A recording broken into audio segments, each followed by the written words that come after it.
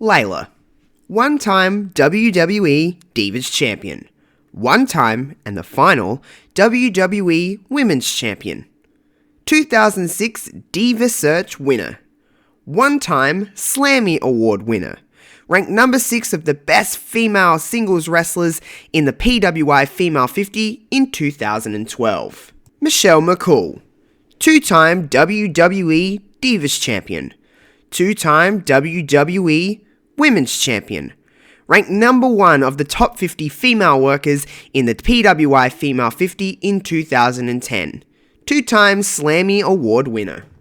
Sometimes in professional wrestling, two people just click. They just mesh together so well that things just fall into place so organically and so wonderfully. Ladies, gentlemen, my non-binary friends, my name is Josh Robinson here for Love Wrestling, and today we're talking about one of the greatest female tag teams in WWE history. We're talking the legacy of Layla Cool.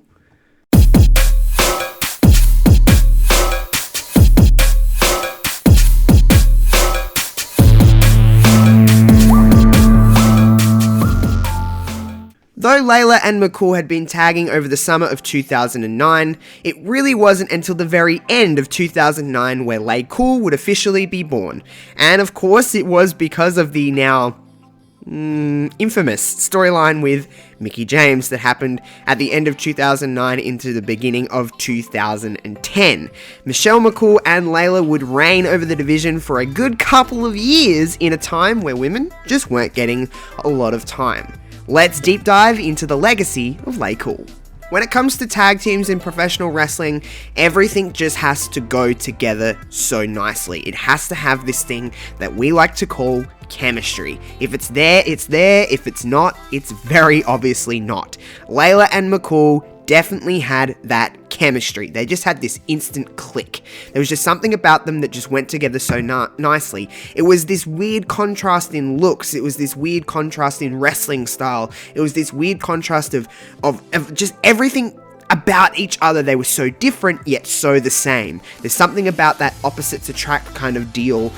It comes together in tag teams with wrestling. It just fits so nicely. Layla and McCool had everything that you wanted out of a tag team, again, in a time where women just weren't getting a lot of time on screen, so maximizing your minutes is a big thing. Another thing women really weren't getting at that time was the opportunity to speak on a microphone. Layla and Michelle McCool definitely did not have missed opportunities when it came to speaking into a microphone. They got that 30 seconds, minute, 2-minute promos, and they went out there and they made you know exactly what they were talking about. They got their point across, and they were just the ultimate mean girls that wrestling thrives on in a lot of ways, whether it be mean girls or boys or whatever. They were just great villains. They were great heels. Now, Michelle McCool would famously be known as the first ever WWE Divas Champion in 2008, and like I said, Layla Cool really weren't a thing until 2009. Now, I said that they had been tagging for a little while before, their characters really kind of became one, and Layla Cool was really formed. They were kind of feuding because of, teaming, I should say, because of feuds with Melina, but it was really the Mickie James storyline that come to be. Now, again, Michelle McCool, first ever Divas Champion. She was working a lot of programs and was really the main person on SmackDown. She was a face, turned into a heel. Everyone kind of knows the story of Michelle McCool's career. Layla had come from the Diva Search. She was in Extreme Expose in ECW. She was moved to Raw, SmackDown, and eventually her and McCool would just click, like I stated before. So they would really be, when I mean they were the main heels in WWE on the Divas division side, they were the main heels. They were always kind of in the story, always centered around the championship. That's not a knock. It's a very big win in their column to be this consistently in the storyline and not become stale. I think what a really good point of Layla Cool is that they always kind of changed it up. They were the ones that would make a lot of jokes, and they were fantastically great at that. They were also really funny. A lot of people don't really, that kind of comedy, I guess, doesn't go with everybody, but wrestling is subjective. I love that kind of comedy, that just like silly nonsense that they were just saying throughout their time together. So Michelle and Layla would go on to become multi-time women and Divas champions. Of course, they would famously be co-women's champions and have that perfectly cracked WWE Women's Championship, and they carried around a half each. The first and only co-women's champions in WWE history, but that was their kind of famous run with the title in 2010.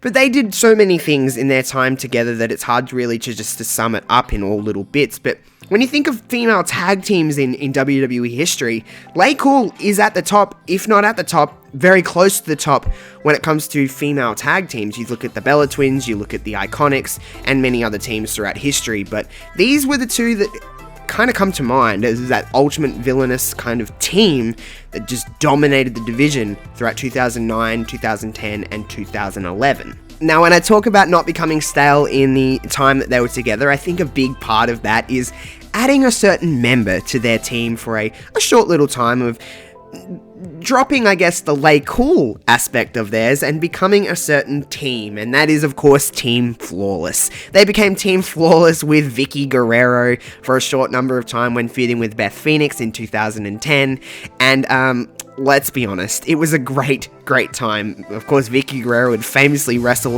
at WrestleMania 26, and she actually pinned Kelly with a frog splash, and that was her time in Team Flawless. They had Vicky on their side, and it was just something different. Again, in a time where the women weren't getting a lot of time to really shine, Lay Cool were maximizing their time that they could, and coincidentally, it worked out in their favor because we're still talking about them in 2021. I think it's one of those teams, I'll just throw it out there, that I would just like to see once more together because their chemistry is just unmatched, unrivaled, and just so damn good.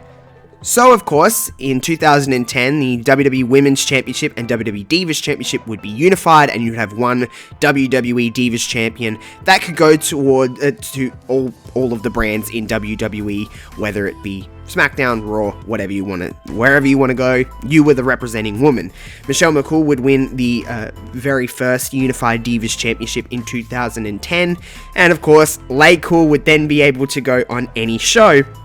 And that's really where they were flourishing, really.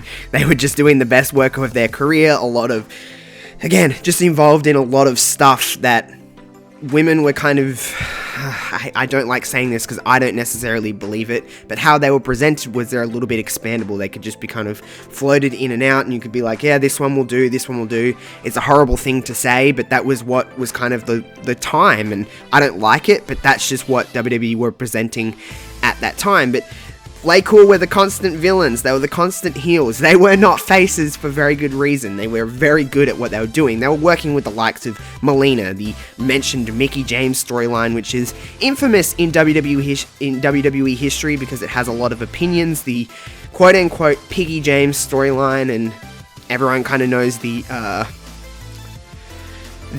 backlash that received and everything around that time. But they were feud, like I said, Melina, Mickie James, Beth Phoenix, Kelly, they would go on to work with a lot of people. Of course, they would come to an end in 2011 when Michelle McCool left WWE. Layla was injured shortly thereafter, and then Layla would come back, become the Divas Champion, and she would end her career a few years later after some injuries. But it never really...